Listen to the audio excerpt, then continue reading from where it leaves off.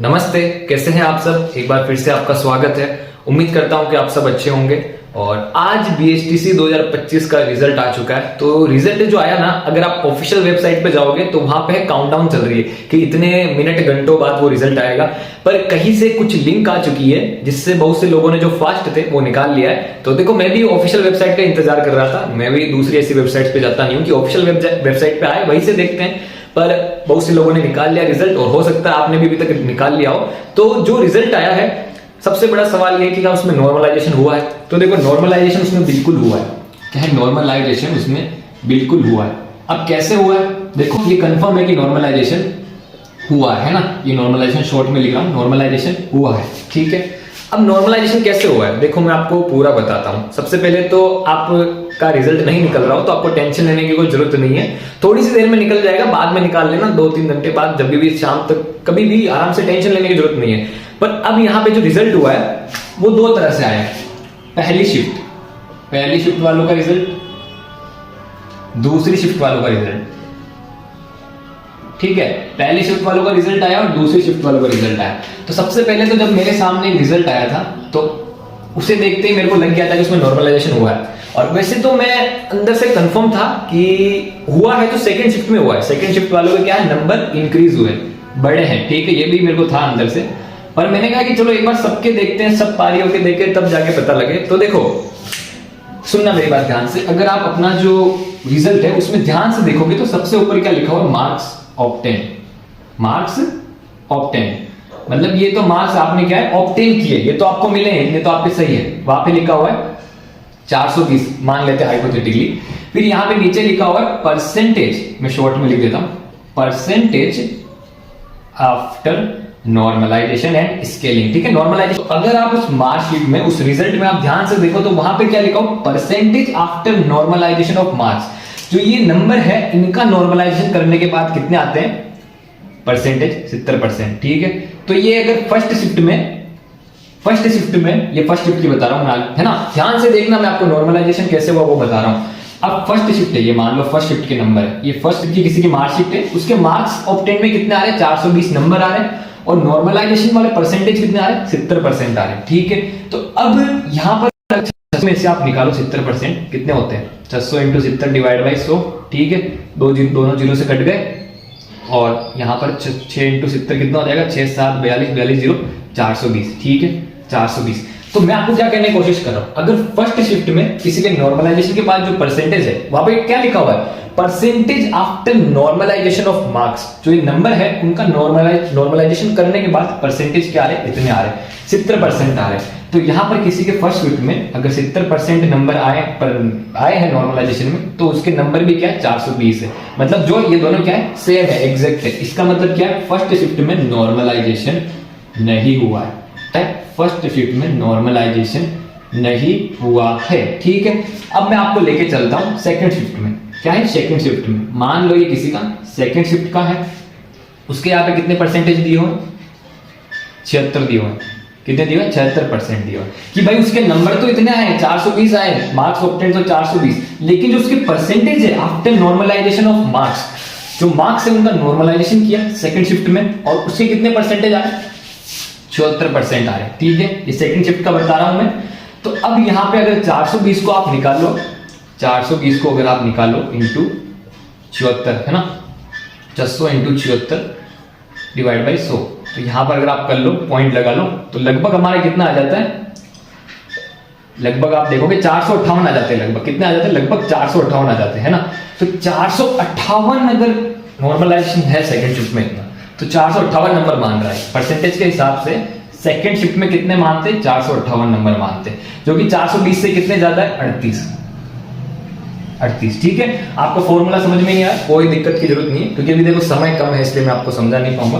पर यहां पर क्या है, 38 नंबर का नॉर्मलाइजेशन होता है परसेंटेज के हिसाब से। मतलब सेकंड शिफ्ट में 30 से लेकर 38 तक नंबर बढ़े हैं। ठीक है, जिनके कम नंबर है, जैसे मान लो किसी के 350 नंबर है, तो उसके 30 नंबर बढ़े हैं।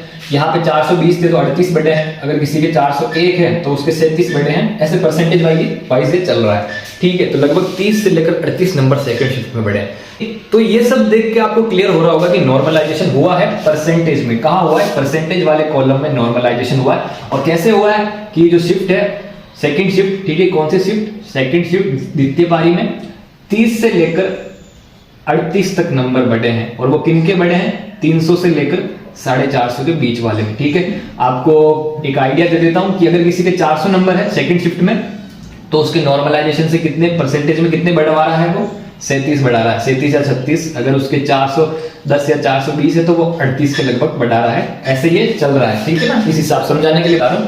मतलब 30 से लेकर 38 के बीच में नंबर बढ़े हैं परसेंटेज में। अब देखो, सबसे पहले ये नॉर्मलाइजेशन इन्होंने क्या किया? कंफ्यूज करने के लिए परसेंटेज में किया। तो अब जो काउंसलिंग है, जो कॉलेज अलॉटमेंट है, वो अगर परसेंटेज के हिसाब से होगी या इन नंबरों के हिसाब से होगी, किसी को नहीं पता। ठीक है, तो अगर इन परसेंटेज के हिसाब से होती है तो फर्स्ट शिफ्ट वालों को क्या है? घाटा है। और ये बिल्कुल गलत चीज है नॉर्मलाइजेशन। गलत चीज इसलिए है क्योंकि पिछली बार भी तो कोटा वालों ने एग्जाम करवाए थे इतनों ही दिनों के, तो उन्होंने पिछली बार तो एक ही शिफ्ट में करवा दिया था, दिक्कत क्या है?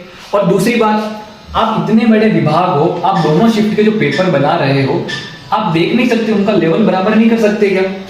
चेकिंग कर सकते हो, एक बार देख लो कि हाँ लेवल बराबर है या नहीं है। आप ये शिफ्ट हार्ड दे देते हो, ये शिफ्ट इजी दे देते हो, फिर क्या करते हो? इसमें बढ़वा देते हो। तो ये तो गलत है कि सब जो है तैयारी जो करके जाते हैं एक सीधे से करके जाते हैं, है ना। कोई भी बच्चा किसी भी शिफ्ट में जा सकता है, तो ये चीज एक तरह से गलत है। ठीक है, पर अभी भी देखो क्या है, उन्होंने परसेंटेज में नॉर्मलाइजेशन दिया है, मार्क्स में नहीं दिया।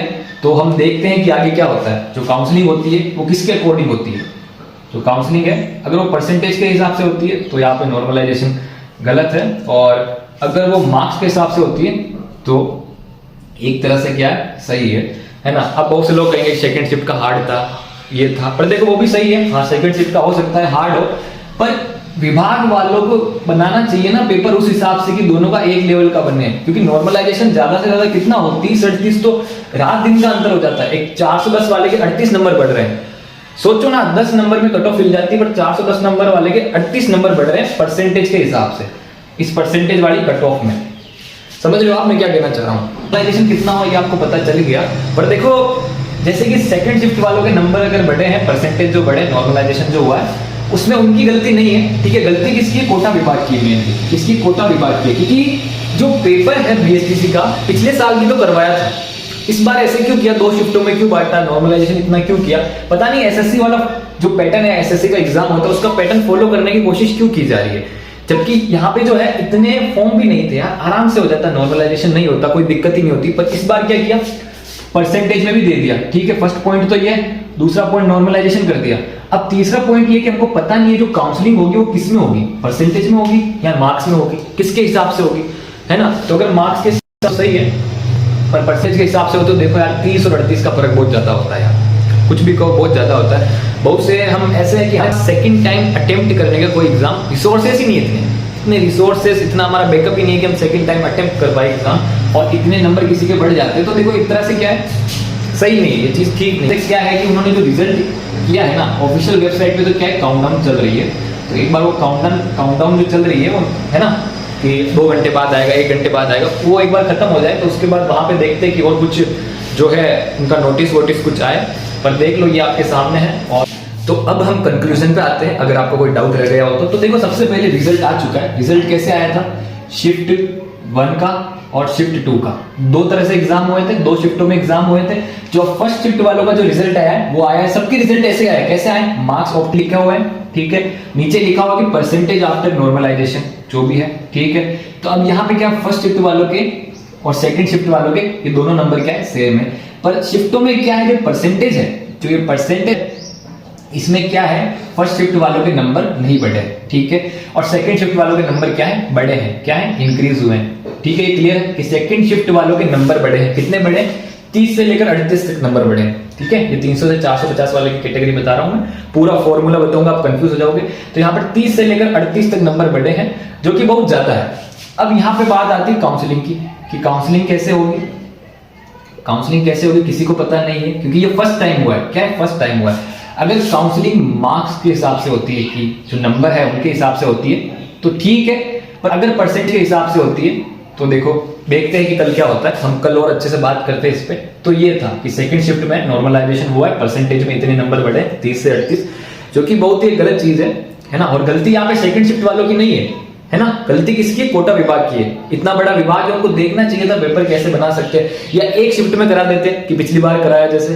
पर ठीक है ना, हम कल और विस्तार से बात करेंगे। आपका बहुत बहुत धन्यवाद। और आप इस वीडियो में कमेंट करके जाना कि आपके कितने नंबर हैं, कौन सी आपकी शिफ्ट है और कौन सी आपकी कैटेगरी है। प्लीज आप कमेंट करके जाएं, उसके हिसाब से हम कल फिर से इसका डिकोड करने वाले हैं। और किसी का रिजल्ट नहीं निकल रहा है तो दिक्कत नहीं लेनी, थोड़ी देर बाद जो है ऑफिशियल वेबसाइट पे आ जाएगा, वहां पे जाके आप रिजल्ट निकाल लेना। और आपका बहुत बहुत धन्यवाद।